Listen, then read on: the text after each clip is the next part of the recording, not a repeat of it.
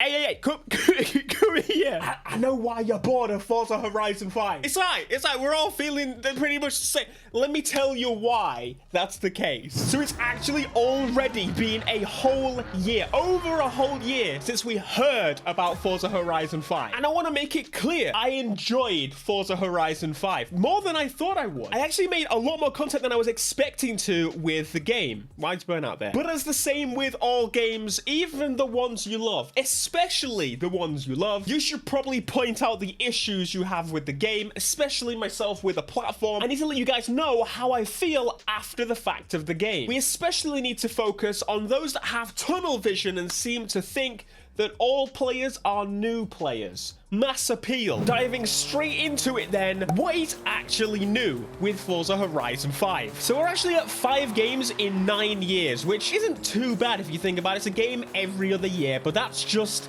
the Horizon side of things. Motorsport adds a few, but by today's dev cycles, that's actually quite a significant number of games, even just the Horizon, just separating the Horizon games. But ever since the diversion of what Forza Horizon 1 was meant to be, which was a direct, aggressive competitor to any open world game that kind of exists, well, they've really kind of slimmed down what the game's supposed to do. But they have added some significant features in that time. I'm not trying to fully discredit them here because they've done some amazing things that other people just quite haven't. But the thing is, are those things that they've added 4 games worth of things? That's the bit I'm not so sure on. Now, the creator is probably one of the best things about the game, and it's super fun. Like, it's added a lot of creative flair to the game that was kind of missing from Forza for a good while. It's actually taken up a lot of the focus recently on streams and such that they do, which honestly, again, it fully deserves it. It's one of the best features they have. But that's one of the issues. This amazing feature that no one else is really doing, well, it's not part of the main progression. It's not in the game really at all unless you really go over and it's hidden away, and it just feels a bit tacked on. The basics of this were first made in Forza Horizon 3. Why is it still in the back burner? If the developers are struggling to make things fresh, the community will do it for you. Use your incredible community to create amazing things like they have and put them at the focus. Another top feature they have is the auction house, which is they're like the only people to properly do something like this. But other than those 2 features, what else have they? I've come to the top of the mountain to say the next point. The festival playlist is depressing. The festival playlist is a great idea at its core. A place where they can add events, add cars, and reward long-term players. Amazing.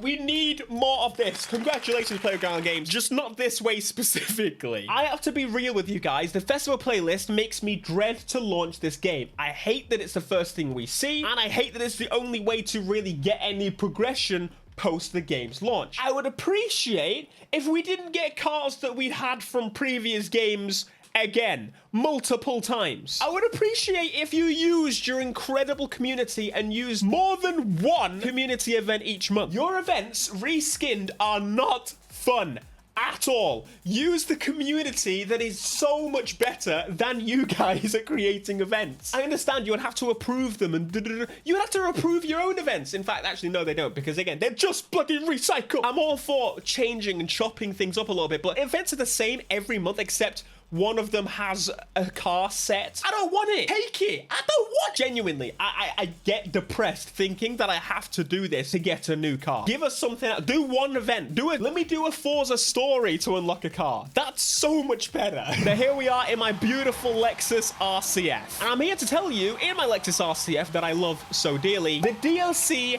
never feels worth it. As much as I adore some of the cars that get added, and I was happy to see another Lexus RCF. You should have seen the way they were just like, you can fit things in the boot. that was the stream. Please don't even, I'm not even going to show you it. Don't even watch it. Hey, yo, hold up. Did he just change to another? That's the same car, right? One of these was added as DLC. Yeah. Granted, this is a different version of the car, and that's great. But in my opinion, when a car has had a facelift or something small, insignificant, we shouldn't have to buy this as a DLC car. We should get this in the festival playlist. If it's a facelift, we should not be charged for it. If it's a re-release of the same car, Again, we should most definitely not be charged on the car pass for the damn car. I'm talking about that bloody Porsche. I've already made a video on this very thing, so I'm just gonna play. Go me, go for it. Saying that we've been charged for it for a third time. 3 times! By the way, you should subscribe to Black Panther and that's my minis channel. Very good channel, very light. It wouldn't be that bad if it was just once every now and again, but we got the 3rd, 4th, 5th 370Z. Oh, but it's a Nismo. I don't care. We've got some cars here that quite frankly should just not be in the paid DLC list. This has got to stop. Okay, because people don't know the cars before they buy the car. Like, if we knew of all the cars that were coming out on DLC before we bought the car pass, then I would have less of an issue. But we don't. We get suckered into buying this thing because if you don't get the game early and you get FOMO. I think it's wrong. I think it's really wrong. I think they should be very clear about at least the type of cars we can expect, or just get rid of the car pass completely and make it so that individual cars are cheaper, because I tell you, well, we know that the sales would be less. I even mentioned the bloody island. I'm not even mentioning it. And this isn't even mentioning the lack of progression. That's right, in case you didn't play Forza Horizon 5. You get 3 starter cars, all of which are brand new cars, which is probably some of the only few cars, but they give you them and you get them and they're tuned and upgraded, at least from what I remember the Supra was. So there is no progression. Why is there no progression? The lack of progression in this series still boggles the mind, especially when they've got such an incredible car list. It makes half the car list, quite frankly, pointless. I'd say more than half the damn car list. You think I'm gonna jump into like a Volkswagen Golf or some kind of Volvo or something when I got the soup at the beginning of the game? You're goddamn wrong. You crazy, you insane. And that's even ignoring all the little things, I would say. The AI still being absolutely brain dead when they're supposed to learn from their owners. The AI being too fast or too slow with no in between. Do I even need to mention the car models? Some of them are from the original Xbox. Wheel input? Anybody? Does anyone want to talk about the fact that still, when Motorsport does pretty well, this game is still awful? And then the handling of how they patch issues with the game and then don't take the money from those players, and so the people that were like, I'm gonna play it properly, have a ruined auction house. These all sum up to one big issue with the series. They think that the player is playing for the first time. They've never experienced a Forza Horizon game before, and so this is a new thing to them. Why would they need new features? Which is pretty short-sighted considering the game's been on Game Pass for the last 3 entries and forever in the future.